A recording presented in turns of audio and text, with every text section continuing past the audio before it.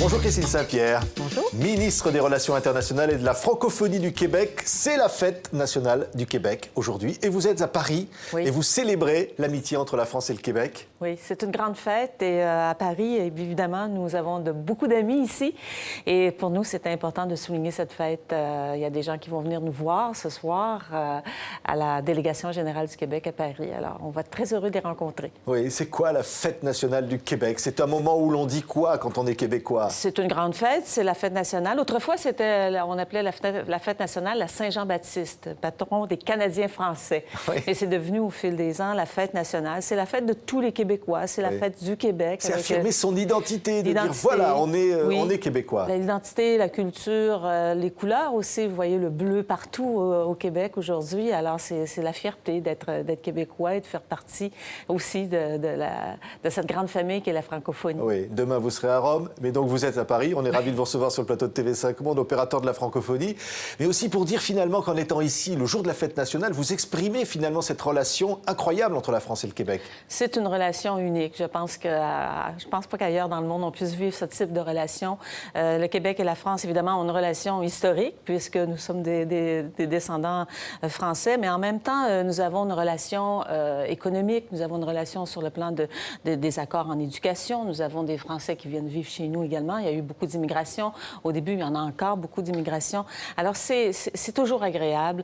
On se sent apprécié, on se sent aimé ici. Oui. Et je pense que vous avez le même sentiment lorsque vous venez chez nous. Oui, c'est une sorte de cousinage. Oui. Toujours, Parfois, on se taquine, mais... Oui, on se taquine, oui.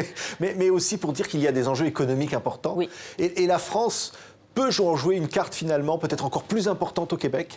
La France, évidemment, puisque si la France a des relations économiques avec le Québec, bien sûr, ça lui permet d'avoir accès au libre-échange nord-américain, à ce qu'on appelle l'ALENA. Et aussi, c'est pour la France de venir chercher au Québec de l'expertise, de venir chercher aussi un partage de connaissances dans le domaine de l'innovation. Pour nous également, de venir ici, venir montrer ce que nous savons faire, mais aussi venir chercher des savoir-faire pour nous enrichir également.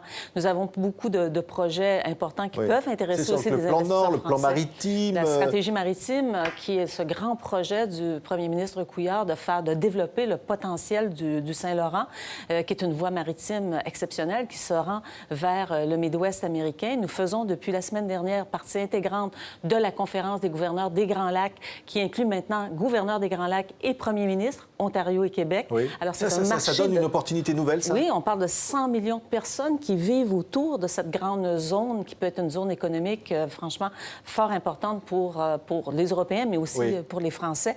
Alors, il y a beaucoup de choses que nous pouvons faire ensemble, même si, en termes de population, nous sommes petits. En termes d'innovation, en termes de volonté de vouloir travailler ensemble, je pense que vous avez un partenaire unique. Oui, vous avez dit d'ailleurs, c'est une relation incroyable cette année qui vient de s'écouler à l'occasion de cette fête nationale du Québec. Oui. Vous avez les rencontres alternées et le Premier ministre Manuel Valls qui va se rendre au Québec, qui va avancer d'ailleurs sa venue. Ça marque vraiment symboliquement cela? Oui, ces visites sont importantes. Elles existent depuis les années 80. Ça avait été lancé par le Premier ministre René Lévesque. Donc, ça assoit la relation. On parle de différents dossiers. Bien sûr, ce n'est pas tous les dossiers qui sont sur la table, mais différents dossiers sur lesquels on veut établir les priorités. Cette année, M. Couillard est venu ici accompagné de 6 ministres et également plusieurs gens d'affaires. Il y avait autour de 70 gens d'affaires, représentants d'entreprises québécoises qui étaient ici en France l'an prochain. Oui. Il vient en 2016 plutôt que 2017, ce qui nous fait grand plaisir. Donc, on va faire la même chose. Il y a des entrepreneurs français qui vont venir au Québec pour établir des relations. Mais il y a toujours des missions, il y a toujours des relations, des communications entre nous. C'est constant. Oui, c'est important aussi de dire qu'il va y avoir un accord entre le Canada et l'Union européenne qui n'a rien à voir avec l'accord de l'Union européenne avec les États-Unis, l'accord transatlantique, et que cet accord-là, il est porteur de perspectives. Énormément. Pour nous, le Canada, bien sûr, c'est un marché incroyable de 500 millions. Les barrières vont tomber, 500 millions de personnes. Donc, c'est beaucoup d'activités économiques pour nous. Mais pour les Européens aussi, et pour vous aussi, les Français, c'est un marché, c'est très intéressant parce que ça vous donne accès au marché public. Alors, tous les marchés publics canadiens seront ouverts avec cet accord. Et comme je l'ai mentionné, les entreprises européennes ou françaises qui sont installées au Québec, à ce moment-là, ils ont accès à l'accord nord-américain de libre-échange, à l'ALENA.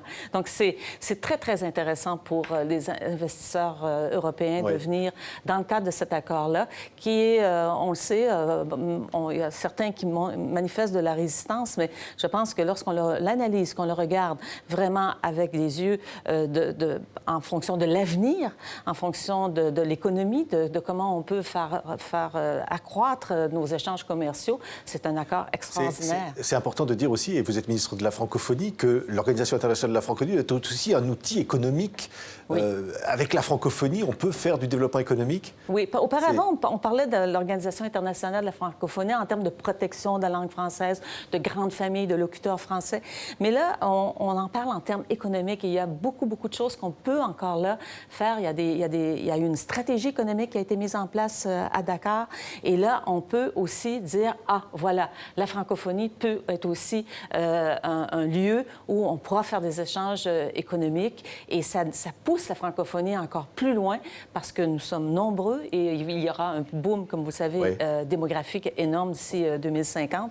Beaucoup, beaucoup de potentiel. Et il y a la COP21 à la fin de l'année, la grande conférence du climat. Le Québec veut pouvoir faire entendre sa voix. C'est pas gagné? On pense que c'est gagné parce que le président Hollande a vraiment été très clair sur le rôle que les États fédérés peuvent jouer. On aurait une place importante pour montrer ce que le Québec peut faire. Lorsque M. Hollande est venu au Québec il y a quelques mois, il a vraiment insisté sur l'importance des États fédérés dans la question des changements climatiques. Il cherche évidemment à ce que le Canada s'engage pour cette grande conférence, mais il voit aussi ce que les provinces peuvent faire, des États fédérés, les régions. Et nous avons des choses à montrer. Nous avons un exemple extraordinaire avec la Californie, qui est la bourse du carbone.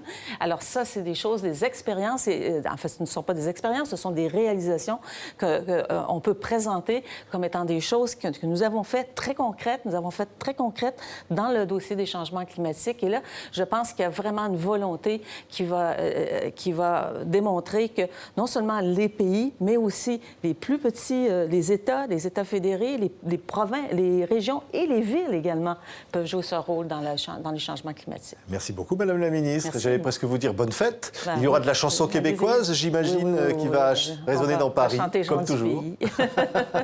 Merci. Ce soir, c'est la fête. Merci beaucoup d'avoir été notre invité sur TV5 Monde. Merci.